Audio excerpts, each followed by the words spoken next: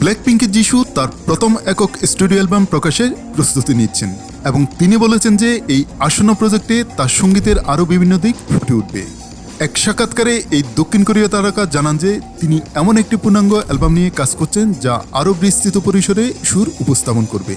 তিনি আরও বলেন যে শ্রোতারা যদি অ্যালবামটি শোনার পর একজন একক শিল্পী হিসাবে তার একটি নতুন দিক আবিষ্কার করেছেন বলে অনুভব করেন তবে তিনি খুশি হবেন। এই প্রজেক্টটি যিশুর একক ক্যারিয়ারের একটি গুরুত্বপূর্ণ পদক্ষেপ হিসেবে বিবেচনা করা হচ্ছে। এখন পর্যন্ত তিনি কয়েকটি সিঙ্গেল এবং অ্যামোটেস নামক মিনি অ্যালবাম প্রকাশ করেছেন যা 2025 সালে প্রকাশিত হয়। এখন পর্যন্ত তিনি ব্ল্যাকপিঙ্কের একমাত্র সদস্য যিনি এখনও কোনো পূর্ণাঙ্গ একক অ্যালবাম প্রকাশ করেননি। অন্যদিকে লিজা, জেনি ও রোজে প্রত্যেকেই তাদের নিজস্ব পূর্ণাঙ্গ প্রজেক্ট প্রকাশ করেছেন। তাদের একক ক্যারিয়ার থাকা সত্ত্বেও ব্ল্যাকপিঙ্ক 2024 সালের জানুয়ারিতে ডেডলাইন ওয়ার্ল্ড ট্যুর শেষ করার পর 2024 সালের ফেব্রুয়ারিতে ডেডলাইন নামক ইপির জন্য একত্রিত হয়েছিল।